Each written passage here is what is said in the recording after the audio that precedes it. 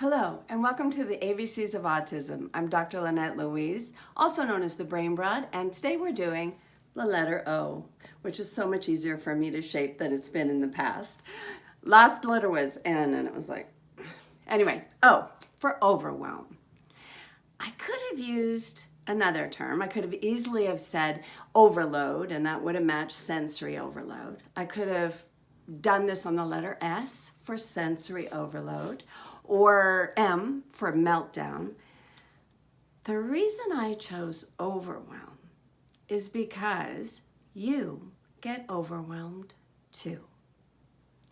You see, when we use terminology that makes it sound as if it's happening to our children and it doesn't happen to us, we lose the connection and the bonding and the understanding that we so desperately need if we're going to do this very challenging journey.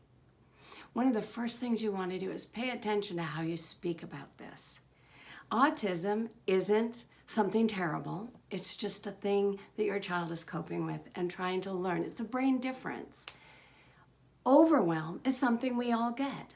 Sensory overload sounds like an autistic problem. So let's think back.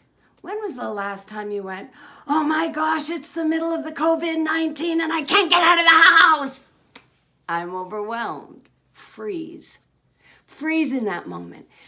Check on yourself. Feel your heart pounding, your hair messed up, your blood racing, your desire to scream really loud so that everything else fades into the distance.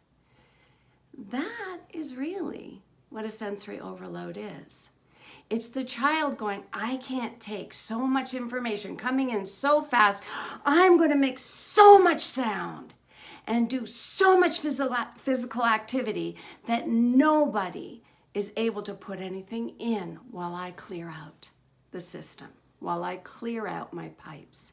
Think of it like, like pipes.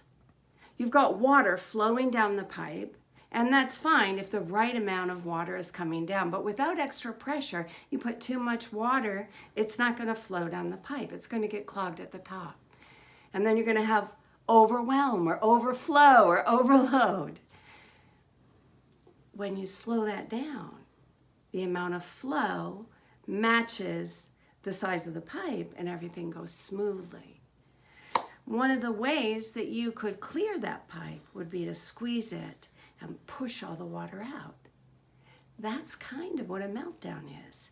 It's the child going, so much information is coming in, I can't take it anymore. I'm going to squeeze that pipe and scream and yell and push the sound away, push the sights away, push the demands away.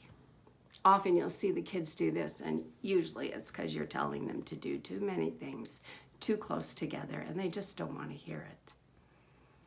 So stop and think, when you're overwhelmed, possibly today, how does it feel and how do you help yourself? And then generalize this understanding to your child. Don't use terminology that separates you from your child. Use terminology that helps you to comprehend them, that helps you to love them deeper, and, makes it all make a little more sense. I'm Dr. Lynette Louise, also known as the Brain Broad.